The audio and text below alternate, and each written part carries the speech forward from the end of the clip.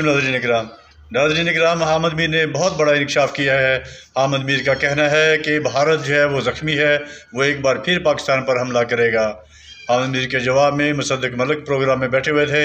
मुसद्दिक मलिक का कहना था कि पहले 6 जहाज़ गिराए थे, अब 60 जहाज़ गिराएंगे।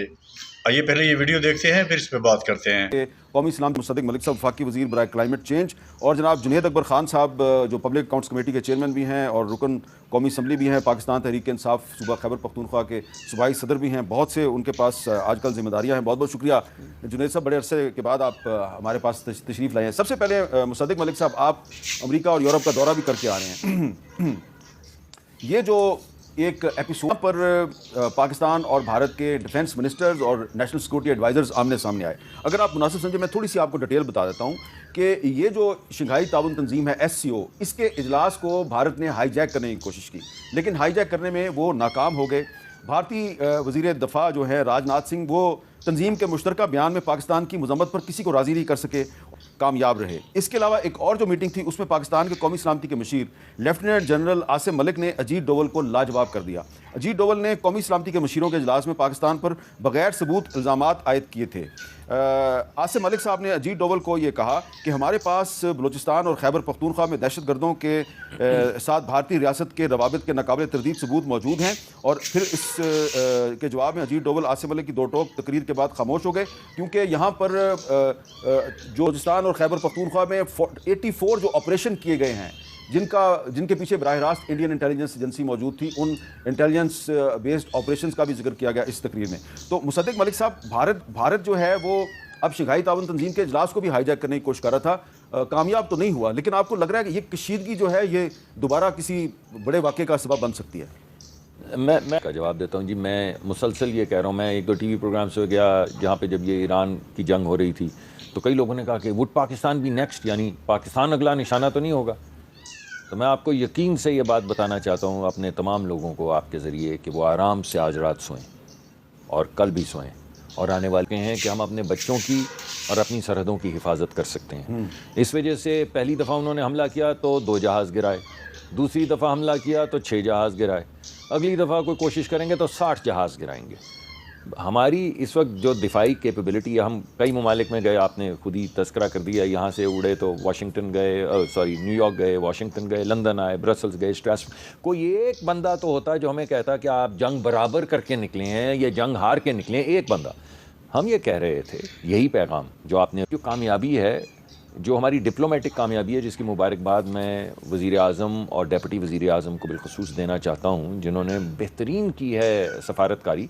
बिकॉज़ आज तक जितनी भी झड़पें हुई हैं पाकिस्तान की, उनमें कभी ऐसा नहीं हुआ कि सारी दुनिया पाकिस्तान के साथ आ खड़ी हो। आपने आज SCO में भी देखी है, हम ये ब्रसल्स में देख कर आए, देखिए। इसका मतलब है कि कुछ तो है, तो मैं मुबारकबाद देना चाहता हूँ। दूसरी जो बड़ी बात है, जो बहुत बड़ा फ़र्क है, वो ये है कि इस वक्त हमारी डिप्लोमेसी हमारी अस्करी कामयाबी की बुनियाद पे आ रही है।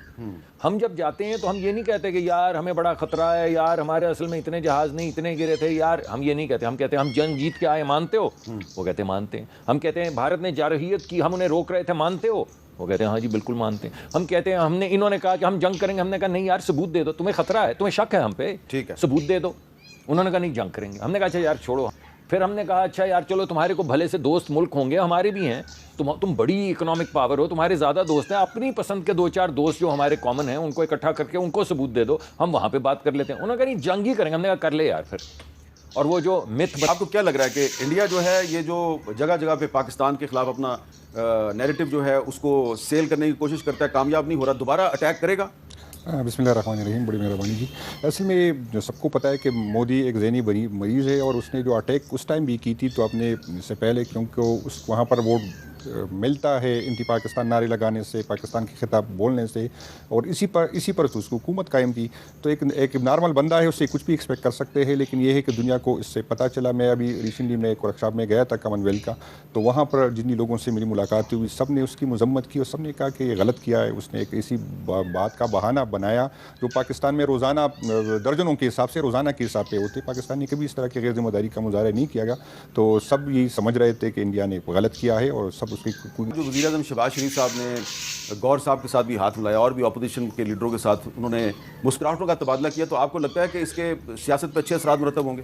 नहीं सर जी, हमारी तो ख्वाहिश है, मैं बार बार यही बात करता हूँ कि सियासत नाम ही डायलॉग का है। मुस्कुराहट से या हाथ मिलाने से बात आगे बढ़ सकती है।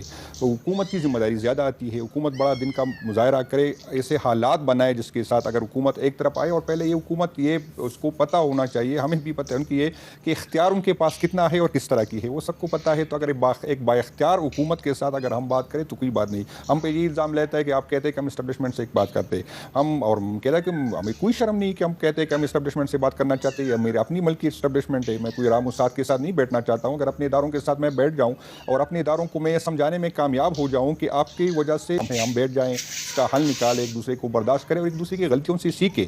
और वीडियो आपने देखी, आपने देखा कि मुसद्दिक मलिक का कहना था कि पाकिस्तानी अवाम, पाकिस्तानी बच्चे आज कल और सारी ज़िंदगी आराम से सोए रहें, पाकिस्तान का दिफा हम करना जानते हैं और पाकिस्तान की फोर्सेस जो हैं वो हर वक्त दिफा करने के लिए तैयार हैं। वीडियो आपने देखी, उम्मीद है वीडियो आपको पसंद आई होगी। मिलते हैं किसी नई वीडियो में, अपना बहुत सा ख्याल रखिएगा। अस्सलाम वालेकुम।